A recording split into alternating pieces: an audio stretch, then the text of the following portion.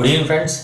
APSC group 2 mains అతి త్వరలో నిర్వహించబడుతున్నటువంటి నేపథ్యంలో సైన్స్ అండ్ టెక్నాలజీలో మన ఏకలవ్య విద్యార్థులందరూ కూడా 75కి 75 సాధించాలి అనే లక్ష్యంతో ప్రారంభించినటువంటి బ్రహ్మోస్ సిరీస్కి మీ అందరికీ స్వాగతం. ఈరోజు నేనేం చెప్దాం అనుకుంటున్నానంటే అత్యంత ఇంపార్టెంట్ అయినటువంటి సాలిడ్ వేస్ట్ మేనేజ్మెంట్ అని ప్రత్యేకమైనటువంటి టాపిక్నే ఇవ్వడం జరిగింది. అందువలన ఈ సాలిడ్ వేస్ట్ మేనేజ్మెంట్ గురించి రీసెంట్గా వచ్చినటువంటి వేరు రిపోర్ట్స్ ఏంటంటే ఉన్నాయి, ఆ రిపోర్ట్స్ మీద ఏ విధంగా ప్రశ్నలు వచ్చే అవకాశం ఉంది అనే దాని గురించి ఇప్పుడు మీకు తెలియజేస్తాను. మిత్రులారా, మీ అందరూ కూడా మీకు అందరికీ తెలుసు కదండి, అత్యంత వేగంగా వితిన్ 1 వీక్లోనే ఈ సిలబస్ మొత్తాన్ని వేగంగా కరెంట్ అఫైర్స్ అంతా కూడా చదువుకునే విధంగా జనవరి నుంచి 2025 జనవరి వరకు ఉన్నటువంటి మొత్తం కరెంట్ అఫైర్స్ అన్నీ కూడా, science and technology current affairs అన్నీ కూడా 2025 current related science and technology SpaDeX బుక్గా మన గాంధీవం యాప్లో పెట్టడం జరిగింది. మీరు ఎవరైనా తీసుకోకపోతే తప్పనిసరిగా తీసుకోండి. వేగంగా దాన్ని ఫాస్ట్ రీడింగ్ కూడా మీకు అవకాశం ఉంటుంది. ఫాస్ట్ రీడింగ్ కూడా చేయండి, లేకపోతే మిస్ అవుతారు. దీనిలో మెయిన్ ఇంపార్టెంట్గా 50 టాపిక్స్ ఇచ్చాను నేను. ఆ 50 టాపిక్స్ మాత్రం డీటెయిల్గా చదవండి. ఆ తర్వాత మిగిలిన అంశాలని మీరు చదవండి. మీకు ఎవరికైనా సరే ఈ బుక్ తీసుకోవడంలో ఏమైనా సమస్య అయితే నాకు ఫోన్ చేయండి. 9949449941 ఈ నెంబర్కి మీరు ఫోన్ చేసినట్లయితే మేము కరెక్ట్ అనేటువంటి డైరెక్షన్ ఇస్తాను. మీరు ప్రింట్ తీసుకోవాలనుకున్నా సరే మీకు అవకాశం ఇస్తాను. లేదంటే ప్లేస్టోర్ నుంచి మీరు ఏ ఎగ్జామ్ ప్రిపేర్ అవుతున్నా సరే ప్లేస్టోర్లో GANDEEVAM గాంధీవం అని ప్లేస్టోర్లో టైప్ చేస్తే మన గాంధీవం యాప్ డౌన్లోడ్ అవుతుంది. ఆ యాప్లో మీరు రిజిస్టర్ చేసుకుంటే డైలీ కరెంట్ అఫైర్స్ మీకు అందుబాటులో ఫ్రీగా లభ్యమవుతూ ఉంటాయి. అంతేకాకుండా ఈ స్పేడెక్స్ బుక్ ఇలాంటివన్నీ కూడా మీకు అందుబాటులో ఉంటాయి. మీరు తప్పనిసరిగా దీన్ని చదువుకోవాల్సిందిగా మీకు విజ్ఞప్తి చేస్తున్నాను. ఇప్పుడు అసలు విషయంలో వెళ్దాం. Waste management, solid waste management. ఈ సాలిడ్ వేస్ట్ మేనేజ్మెంట్ గురించి ఈ మధ్యకాలంలో జరిగినటువంటి విశేషాలు ఏంటి అనే దాని గురించి మీకు వివరిస్తాను. అంటే దీని మీద క్వశ్చన్స్ ఏ విధంగా వచ్చే అవకాశం ఉంది అనే దాని గురించి ఒక్కొక్కటి టాపిక్ చెప్తా.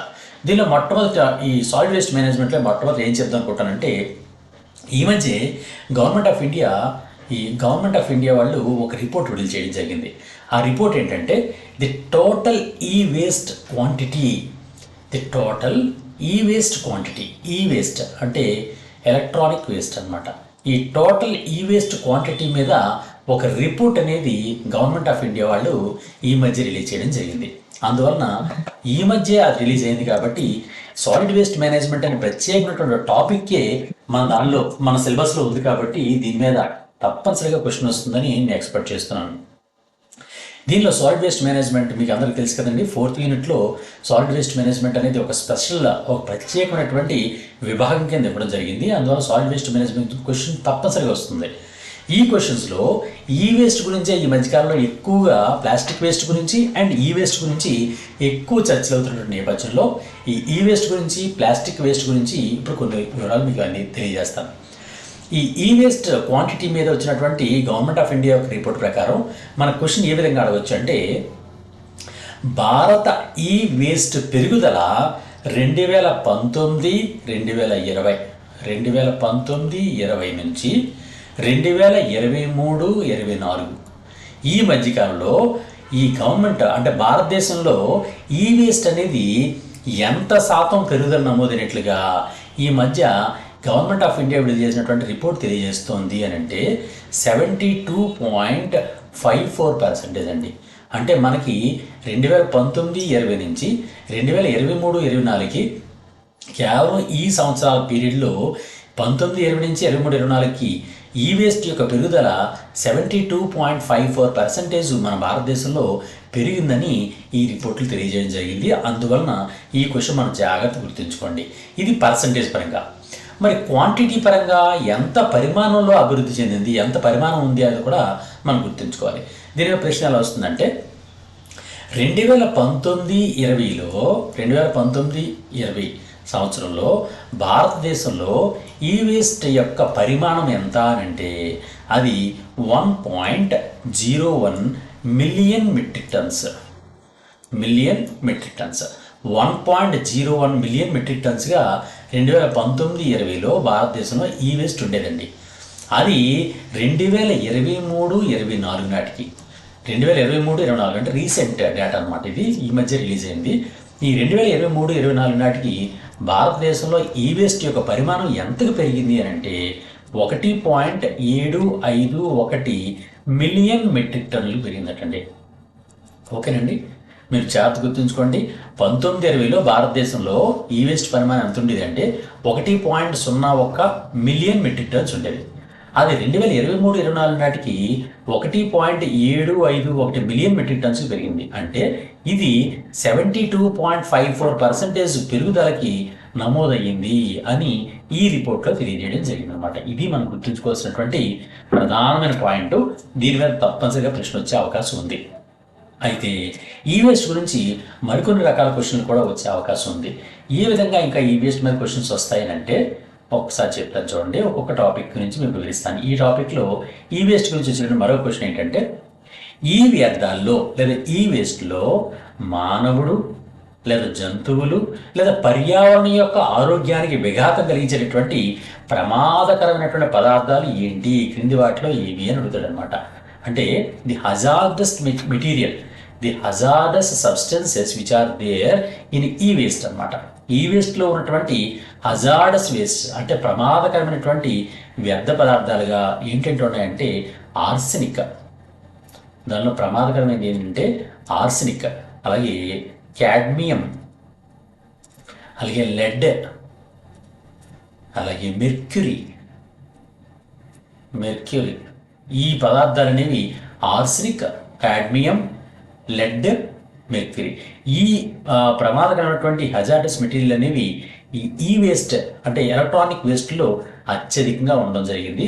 ఇవి చాలా ప్రమాదకరం అనేది ఈ మధ్యకాలంలో వెళ్ళినటువంటి రిపోర్ట్ల ప్రకారం ఈ ఆర్సెనిక్, కాడ్మియము, లెడ్, మెర్క్యూరీ ఇవన్నీ మానవుని యొక్క నర్వస్ సిస్టమ్కి అలాగే మిగిలినటువంటి డిఫరెంట్ సిస్టమ్స్ అన్నిటికి కూడా చాలా ప్రమాదకరమని ఈ రిపోర్ట్లో పేర్కోవడం జరిగిందనమాట.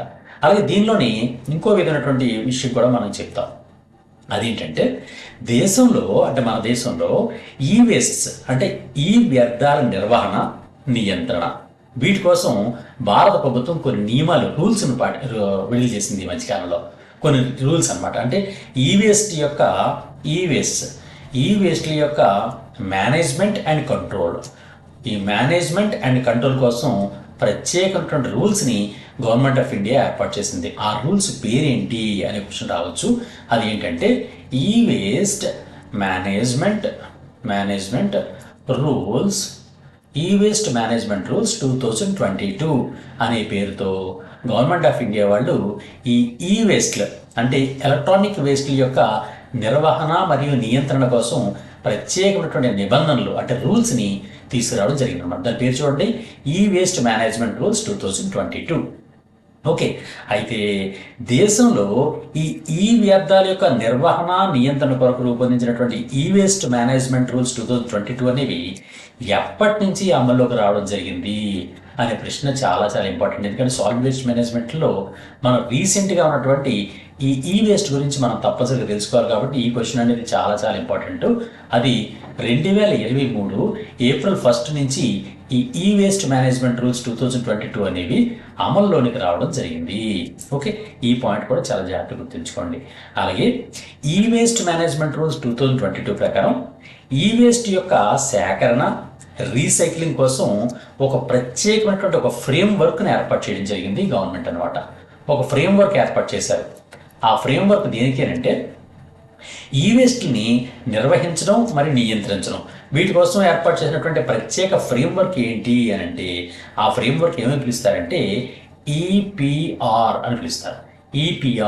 ఈపీఆర్ అంటే అర్థం ఏంటంటే ఎక్స్టెండెడ్ ప్రొడ్యూసర్ రెస్పాన్సిబిలిటీ అని ఈపీఆర్ అని పిలుస్తారనమాట. Extended producer responsibility.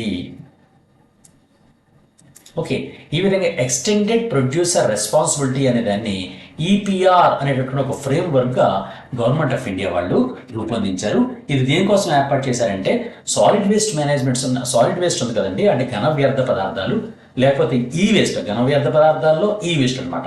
ఆ ఎలక్ట్రానిక్ వ్యర్థ పదార్థాలని నిర్వహించడం, నియంత్రించడం కోసం ఏర్పాటు చేసినటువంటి ప్రత్యేకమైనటువంటి ఫ్రేమ్వర్క్కి ఈపీఆర్, దాన్ని ఎక్స్టెండెడ్ ప్రొడ్యూసర్ రెస్పాన్సిబిలిటీ అని పిలుస్తారనమాట.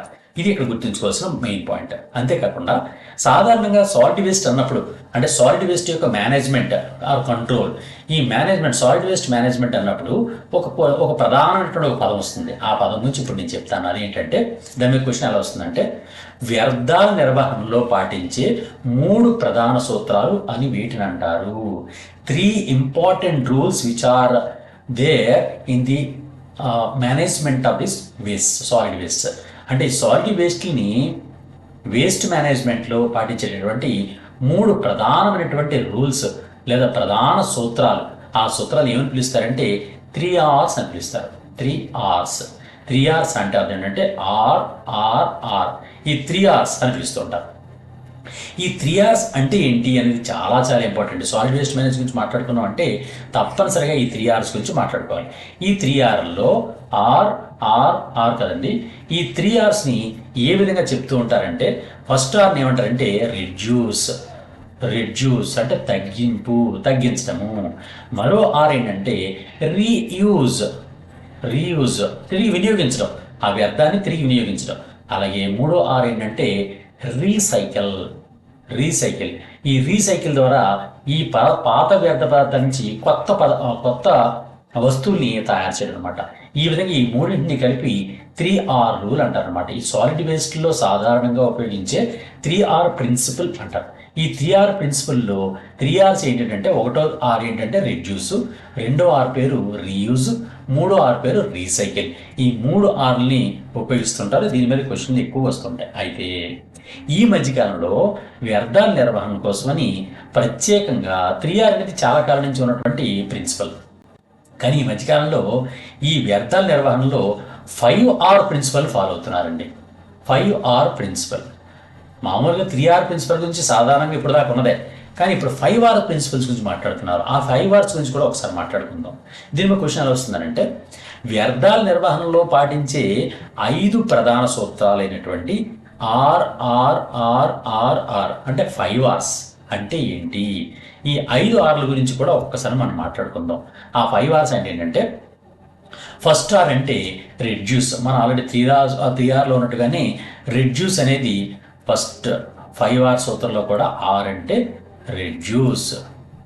ఓకే, రిడ్యూస్ అంటే తగ్గించడం. అంటే మనం ఉపయోగిస్తున్నప్పుడే వ్యర్థాలను వచ్చే విధంగా చేయకుండా వాటిని తగ్గించడం అనే దాన్ని ఫస్ట్ ఆర్ అని పిలుస్తారనమాట. Okay, reduce.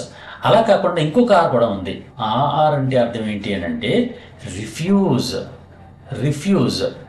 అంటే ఏదైతే పర్యావరణానికి ప్రమాదకరమైనటువంటి వస్తువులు ఉన్నాయో దాని వినియోగాన్ని రిఫ్యూజ్ చేయడం, అంటే తిరస్కరించడం అనమాట, నిరాకరించడం. దాన్ని రిఫ్యూజ్ అని పిలుస్తారు. ఈ విధంగా ఒకటి రిడ్యూస్, ఇంకోటి రిఫ్యూజ్. మూడోది ఏంటంటే రీయూజ్. ఇంకో ఆర్ పేరు ఏం పేరంటే రీయూజ్.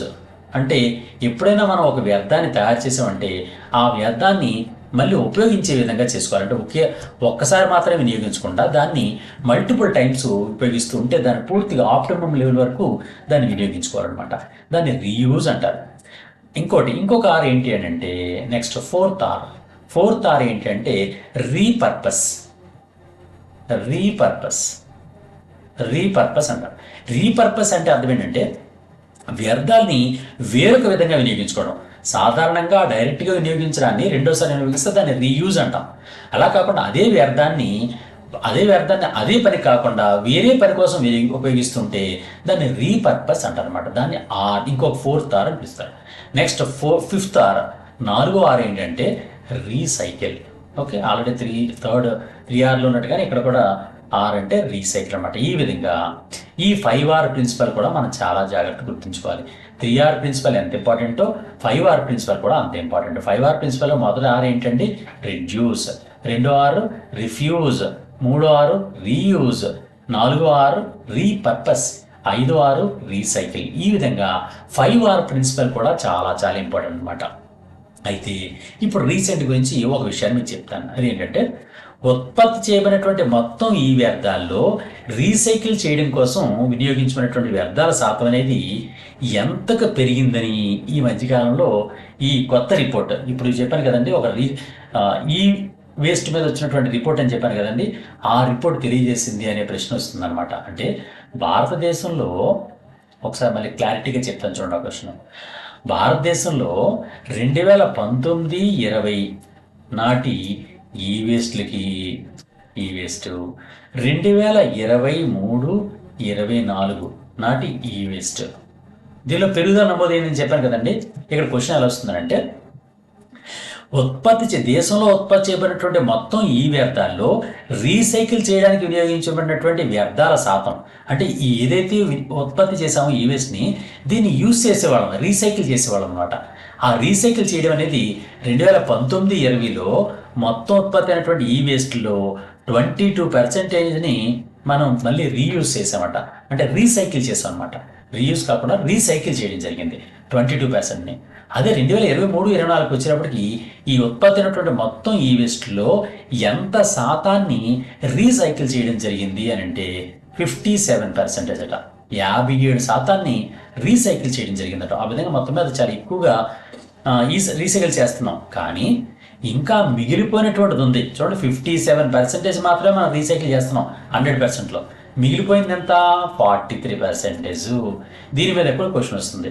ఏంటది ఆ క్వశ్చన్? ఏ విధంగా వస్తుందంటే, 2023-24లో దేశంలో ఉత్పత్తి చేయబడినటువంటి మొత్తం ఈ వ్యర్థాల్లో ఎంత శాతం వ్యర్థాలు నిర్వహణ లేకుండా విడిచిపెట్టబడుతున్నాయి అని అంటే 43%ని విడిచిపెట్టబడుతున్నాయి ప్రకృతిలో. ఓకే, కేవలం 57% మాత్రమే మళ్ళీ రీసైకిల్ చేస్తున్నాం ఈ వ్యర్థాల్లో, మిగిలిన 43% కూడా ప్రకృతిలో విడిచిపెట్టేస్తున్నాం. దానివల్ల ప్రమాదం కలుగుతూ ఉందన్నమాట. నెక్స్ట్ ఇంకో ప్రశ్న చెప్తా దీనికి సంబంధించి.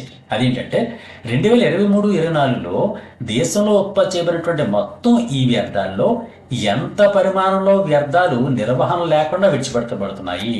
ఫర్ ఎగ్జాంపుల్, ఇప్పుడు ఒక క్వశ్చన్ చెప్పాను మీకు. ఏంటి? 2023-24లో ఉత్పత్తి అయినటువంటి మొత్తం ఈ వేస్ట్లో 57% రీసైక్లింగ్ చేస్తున్నాం, 43%ని విడిచిపెట్టేస్తున్నాం అంటున్నాం. ఈ 43%ని ప్రకృతిలో విడిచిపెట్టాం కదండి. ఈ ప్రకృతిలో విడిచిపెట్టినటువంటి ఈ 43% యొక్క పరిమాణం ఎంత పరిమాణంలో ఈ వేస్ట్ని ప్రకృతిలో వ్యర్థంగా విడిచిపెడుతున్నాము అనే క్వశ్చన్ రావచ్చు.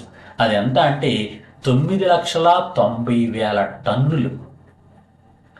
ఓకే, 9,90,000 టన్నుల ఈ వేస్ట్ని మనం ప్రకృతిలో విడిచిపెట్టేస్తున్నాం. అది ఎంత అంటే 43% ఆఫ్ టోటల్ ఈ వేస్ట్ ఇది ఇండియా అనమాట. ఇన్ ఇండియా, మన ఇండియాలో ఉత్పత్తి అవుతున్నటువంటి మొత్తం ఈ వేస్ట్లో 43% ప్రకృతిలో విడిచిపెట్టేసాం, దాన్ని ట్రీట్మెంట్ చేయకుండా. దాని యొక్క పరిమాణం ఎంత అంటే 9,90,000 టన్నుల ఈ వేస్ట్ని విడిచిపెట్టడం జరిగింది. అది ఇక్కడ మనం గుర్తుంచుకోవాల్సినటువంటి ప్రధాన పాయింట్.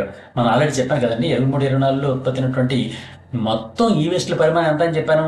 1.751 మిలియన్ మెట్రిక్ టన్స్ చెప్పాను కదండి. మిలియన్ అంటే 10 lakhs. ఈ విధంగా ఉత్పత్తి అయినటువంటి 1.751 మిలియన్ మెట్రిక్ టన్నుల్లో ప్రకృతిలో విడిచిపెడుతుంది ఎంత అంటే 9,90,000 టన్నులు అనమాట. ఓకే, ఇది గుర్తుంచుకోండి. ఇది దీనికి సంబంధించినటువంటి ఒక ప్రధాన అంశం.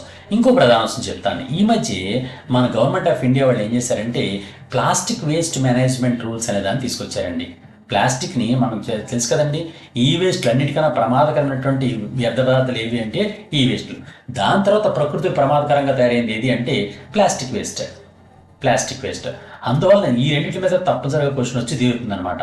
ఈ వేస్ట్ మీద క్వశ్చన్ వస్తుంది, అలా ప్లాస్టిక్ వేస్ట్ మీద కూడా వస్తుంది. ఇప్పుడు మనకి ఈ వేస్ట్ గురించి మనం ఆల్రెడీ మాట్లాడుకున్నాం, రీసెంట్ రిపోర్ట్ గురించి మాట్లాడుకున్నాం. ఇప్పుడు ప్లాస్టిక్ దీని గురించి మాట్లాడుకున్నాం. ఈ మధ్యకాలంలో గవర్నమెంట్ ఆఫ్ ఇండియా ఏం చేసిందంటే, ప్లాస్టిక్ వేస్ట్ మేనేజ్మెంట్ నిబంధనలు 2024 అనే దాన్ని తీసుకొచ్చింది. Plastic waste management rules 2024. ఈ ప్లాస్టిక్ వేస్ట్ మేనేజ్మెంట్ రూల్స్ 2024 అనే దాన్ని గవర్నమెంట్ ఆఫ్ ఇండియా అనేది రీసెంట్గా తీసుకొచ్చింది అనమాట. ఇక్కడ దీని మీద క్వశ్చన్లు వచ్చే అవకాశం ఉందన్నమాట. ఇక్కడ ఏ విధంగా ప్రశ్నలు వచ్చే అవకాశం ఉంది ఈ రూల్స్ మీద అనే విషయం చెప్తాను మీకు. చూడండి, ఏ లక్ష్యంతో, వాట్ ఈస్ ద టార్గెట్ ఏంటి, లక్ష్యం ఏంటి, దీనికి ఈ ప్లాస్టిక్ వేస్ట్ మేనేజ్మెంట్ రూల్స్ 2024ని కేంద్ర ప్రభుత్వం ఏ లక్ష్యంతో తీసుకొచ్చింది అనే ప్రశ్న రావచ్చు. అది ఏంటి అని అంటే బయోడిగ్రేడబుల్ ప్లాస్టిక్గా పేర్కొబడేటటువంటి ప్లాస్టిక్ ఉత్పత్తుల యొక్క తయారీని మరింత కఠినతరం చేయాలనే లక్ష్యంతో ఈ ప్లాస్టిక్ వేస్ట్ మేనేజ్మెంట్ రూల్స్ 2024ని రూపొందించడం జరిగిందనమాట. అమలు చేయడానికి తీసుకురావడం జరిగింది. చూడండి, బయోడిగ్రేడబుల్, నాన్ బయోడిగ్రేడబుల్. చూడండి, మనం 2 పదాలు ఇప్పుడు చెప్పుకున్నాం, biodegradable and non biodegradable. Non biodegradable, ఈ 2 పదాల యొక్క డిఫరెన్స్ ఏంటో మీకు చెప్తాను. బయో అంటే లైఫ్ అని అర్థం, లైఫ్, బయాలజీ అంటాం. The study of life is called as biology, and the biology contains two types.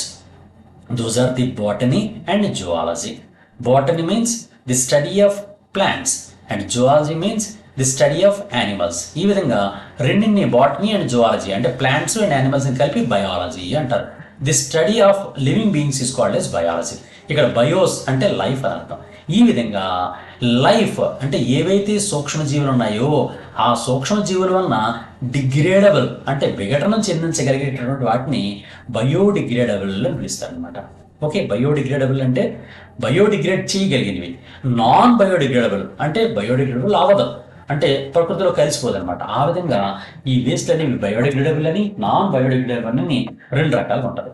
ఇక్కడ మనం గుర్తుంచుకోవాల్సిన పాయింట్ ఏంటంటే ఈ ప్లాస్టిక్ వేస్ట్ మేనేజ్మెంట్ రూల్స్ 2024 ప్రకారం ఈ ప్లాస్టిక్స్ ఉన్నాయి కదండి, ఆ ప్లాస్టిక్ ఉత్పత్తుల తయారీని మరింత కఠినతరం చేయాలి, మరిన్ని నిబంధనలు పెట్టాలి అనే ఉద్దేశంతో, ప్రకృతిని కాపాడాలనే ఉద్దేశంతో ఈ రూల్స్ని తీసుకురావడం జరిగిందనమాట. ఇది దీని మీద వచ్చేటటువంటి అవకాశం ఉండే క్వశ్చన్ అనమాట. నెక్స్ట్ దీని మీదే, ఈ రూల్స్ మీదే మరో క్వశ్చన్ కూడా వచ్చే అవకాశం ఉంది. అదేంటంటే ఇటీవల విడుదల చేయబడినటువంటి ప్లాస్టిక్ వేస్ట్ మేనేజ్మెంట్ రూల్స్ 2024 ప్రకారం బయోడిగ్రేడబుల్ ప్లాస్టిక్గా గుర్తింపు లభించడానికి ఏ విధమైన నిబంధనలు ఉత్పత్తి సంస్థలు పాటించాలి? ఫర్ ఎగ్జాంపుల్, ఒక ప్లాస్టిక్ని ఈజీగా ప్రకృతిలో కలిసిపోతుంది అంటే ఆ ప్లాస్టిక్ని ఏమని పిలుస్తారంటే బయోడిగ్రేడబుల్ ప్లాస్టిక్ అంటారు. అదే ప్లాస్టిక్ ప్రకృతిలో కలవదంటే దాన్ని నాన్ బయోడిగ్రేడబుల్ ప్లాస్టిక్ అంటారు. ఈ మధ్యకాలంలో తప్పుడు విధానాల ద్వారా సులువుగా బయోడిగ్రేడబుల్ అనేస్తున్నారు. ప్లాస్టిక్ని ఉపయోగించి దాన్ని బయోడిగ్రేడబుల్ అనేస్తే రూల్స్ వర్తించట్లేదు. అందువలన ఈ బయోడిగ్రేడబుల్ ప్లాస్టిక్గా రావాలి అని అంటే దానికి కఠినమైనటువంటి నిబంధనల్ని ఈ ప్లాస్టిక్ వేస్ట్ మేనేజ్మెంట్ రూల్స్ 2024లో అమలు పరచడం జరిగిందనమాట. అయితే ఈ బయోడిగ్రేడబుల్ ప్లాస్టిక్గా రావాలి అంటే అది ఎటువంటి నిబంధనలు పాటించాలని ఉత్పత్తి సంస్థల కోసం ఈ రూల్ పెట్టింది ఈ గవర్నమెంట్ ఆఫ్ ఇండియా అంటే సహజంగా జీవ విఘటనం చెందబడడం మాత్రమే కాకుండా ఆ ఉత్పత్తి వలన ఏ విధమైన మైక్రో ప్లాస్టిక్ అణువులు మిగిలిపోకూడదు. ఫర్ ఎగ్జాంపుల్ ఏంటంటే ఓ ప్లాస్టిక్ కవర్ ఉందంటే ముక్కలు అయిపోయింది కాబట్టి అది బయోడిగ్రేడబుల్ అంటున్నారు. అలా కాకుండా ముక్కలు అయిపోయినా అది మైక్రో ప్లాస్టిక్గా మిగిలిపోతుంది. ఆ మైక్రో ప్లాస్టిక్ నాన్ బయోడిగ్రేడబుల్ అనమాట. అందువల్ల ఆ విధంగా కాకుండా మైక్రో ప్లాస్టిక్గా కూడా మిగిలిపోకుండా అది పూర్తిగా ప్రకృతిలో కలిసిపోవాలి. అలా అయితేనే దాన్ని బయోడిగ్రేడబుల్ అనేటటువంటి స్టాంప్ ఇస్తారు, హోదా ఇస్తారు, లేకపోతే ఇవ్వకూడదు అని ప్లాస్టిక్ వేస్ట్ మేనేజ్మెంట్ రూల్స్ 2024 అనేది పేర్కొంటూ ఉందన్నమాట. ఇది నెక్స్ట్ వచ్చేటువంటి క్వశ్చన్ అనమాట. అయితే ఇక్కడ మనం గుర్తుంచుకోవాల్సిన పాయింట్ ఏంటంటే ఒక ప్లాస్టిక్ పదార్థాన్ని విచ్చితి చెందే పదార్థం అంటే బయోడిగ్రేడబుల్ అనే దాని తెలుగులో ఏమంటారంటే విచ్చితి చెందే పదార్థము అంటారు.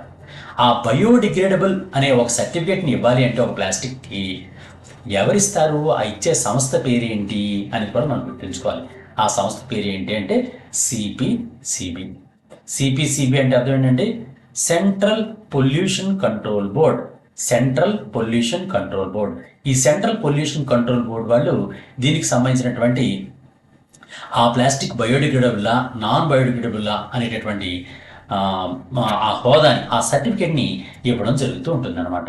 ఈ విధంగా ప్లాస్టిక్ మేనేజ్మెంట్ రూల్స్ ప్రత్యేకంగా దీనికోసం గవర్నమెంట్ ఆఫ్ ఇండియా అనేది ఏర్పాటు చేయడం జరిగింది. మిత్రులారా, ఎవరైనా సరే చాలా సీరియస్ ఆస్పిరెంట్స్ ఉంటే ఫాస్ట్ రీడింగ్లో కరెంట్ అఫైర్స్ని తప్పనిసరిగా మీరు చదవండి. ఓన్లీ స్టాక్ ఒకటే చదివితే మీకు మార్కులు రావు. తప్పనిసరిగా మన సైన్స్ అండ్ టెక్నాలజీ ఎగ్జామ్లో, మన ఈ గ్రూప్ 2 మెయిన్స్ ఎగ్జామ్లో సైన్స్ అండ్ టెక్నాలజీలో కరెంట్ రిలేటెడ్ క్వశ్చన్స్ మ్యాక్సిమం ఉంటాయి. అందులో తప్పనిసరిగా ఫాస్ట్ రీడింగ్లో ఒక్కసారి ఈ క్వశ్చన్స్ చదవండి.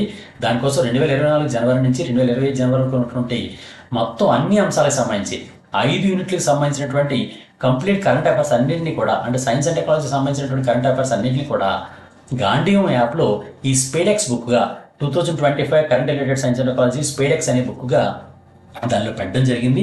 ఎవరికైనా ఈ బుక్ ఏదైనా సమస్య మీకు డౌన్లోడ్ చేసుకోవడంలో సమస్య వస్తే 9949449941కి కాల్ చేయండి.